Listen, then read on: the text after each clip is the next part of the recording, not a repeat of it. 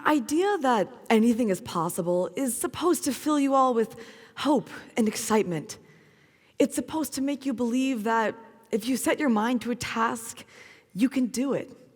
And while I do agree with that in many senses, hearing that anything is possible when you're depressed is one of the worst things imaginable. Why? Because when you're depressed, nothing feels possible. When I first began to struggle with my depression, I confided in my family and I asked for help, but was determined that no one else would know. I even tried to convince myself that I was just going through a weird hormone phase that would pass with time, because what I really wanted to do was fit in, and let's face it, in your middle school years, who doesn't? So, to hide my real self, I created this happy persona that was full of energy and smiles, and it didn't feel like me, but I hoped it would trick everyone else around me. Unfortunately, this did more harm than good, because this illusion of fitting in only ended up creating a barrier between me and others. I would never tell people what made me upset or uncomfortable, and I would hide all of the hardships I was facing, effectively creating an emotional barrier between me and others. In a somewhat twisted way, though, this actually made me feel safer, because it meant that people weren't seeing the real me. I would look back at photos of myself at the time and see my arms wrapped around friends and a big grin plastered on my face, but if I would look closer at my eyes, there was no way I could deny the sadness that was behind them. And I tried to cover it up. I would look back through my Instagram photos, and I was obsessed with Instagram at the time, and I would try to convince myself that I really was happy. It was so easy to have photos of me and my friends and to create that illusion of the perfect life, but it was a lie. And it was taxing. I would return home each day with little to no energy, oftentimes just laying down and staying still in bed for hours. It was at this point that my family grew really worried, and when my mom brought up the idea of therapy, I couldn't say no. Part of me subconsciously knew that what was going on was more than some crazy hormone phase, and another part of me just needed help. Regardless of why I said yes, I still went into my first session with my happy persona on. In fact, I was very hesitant to reveal my true self for my first few sessions. But after the first month or so, I started to crack, and eventually I found that I was more confident and more willing to express myself. I publicly went face-to-face with my shame during Mental Health Awareness Week 2 years ago. I was feeling more confident, and I decided I was ready to be open with people, regardless of what they'd think. So I wrote a Facebook post, the essence of which was that I struggle with depression and anxiety. And even though it was hard for me to say that, I knew that sharing my experiences would help others in the long run, especially myself. Then I hit post. Immediately, I felt like I'd made a mistake. My previous thoughts of being open, they were gone. It was better to live in this hidden misery than to live in public shame, I thought to myself. I hit refresh over and over and over again, but there was no response on my post so far, and I was freaking out. I was actually about to hit the delete button because I was pretty certain everyone had seen it and they all hated me. And then it started.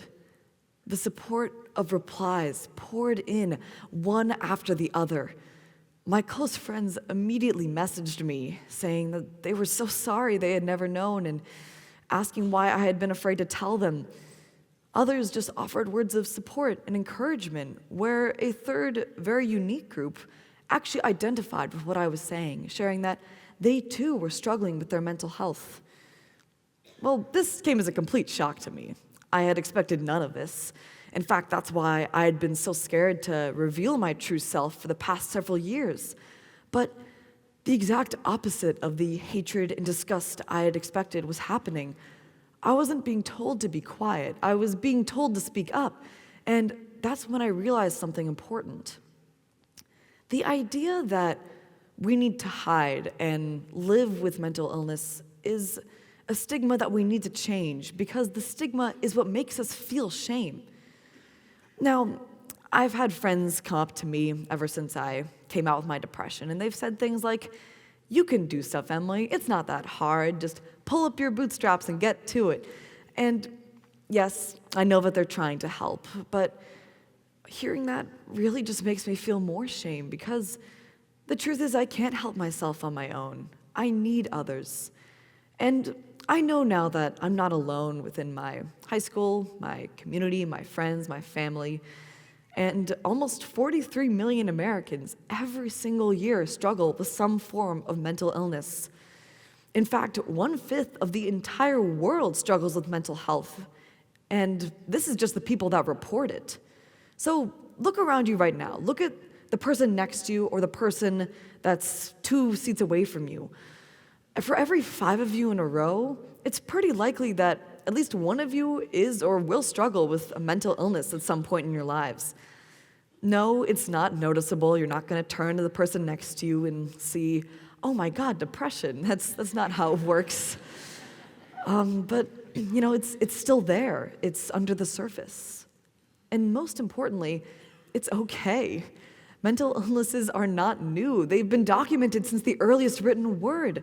But who here would actually admit that?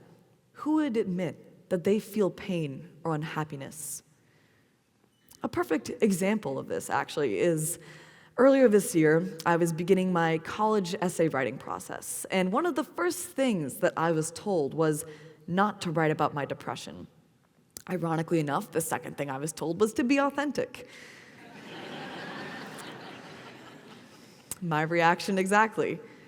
So I asked if someone writes about overcoming a sports injury or a traumatic surgery, everyone says, "Wow, what a great story." Because, well, it is a great story. So why can't overcoming a mental health struggle also be a great story? And I realized the answer. It's because there's a disconnect in our minds between mental and physical health when they're actually quite similar. Both require treatment. Both require compassion, but most importantly, neither of them can be solved by the power of one's own will. So I think back to that comment about not writing about my depression, and when I asked, actually, they gave me 2 reasons why I shouldn't. The first, it'll make me seem like I'm at a risk to relapse, and the second, it makes me seem like I'm weak. I will address relapsing first. Am I going to relapse? Well, I'm actually still depressed. It comes and goes in waves. Some mornings I wake up and I'm ready to tackle the world, whereas others, I actually can't pull myself out of bed. In all honesty, I'm going to struggle with some form of depression my entire life. It's not going to be someday I wake up and snap, it's gone. That's not how depression works. But that doesn't have to stop me from achieving my dreams, from going out into the world and accomplishing the things I want to accomplish. Depression isn't the end for me, or anyone who struggles with it. Now, to address the second thing. I am not weak. Anyone who has ever struggled with their mental health is the farthest thing from weak.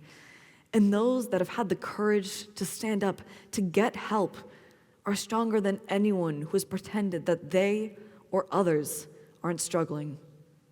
It takes so much courage to come forward. It is the hardest thing I've ever had to do in my entire life. And I was surrounded by a support system of family and therapists and medication and friends that I didn't even know were there. Sometimes I wonder if I would have even had that courage if I hadn't had that kind of support. To me, that would have been impossible. Now, I don't want it to seem like I'm calling people who haven't gotten that help weak, because that is not true. I know what it's like to struggle without help. It takes an unimaginable amount of strength to survive.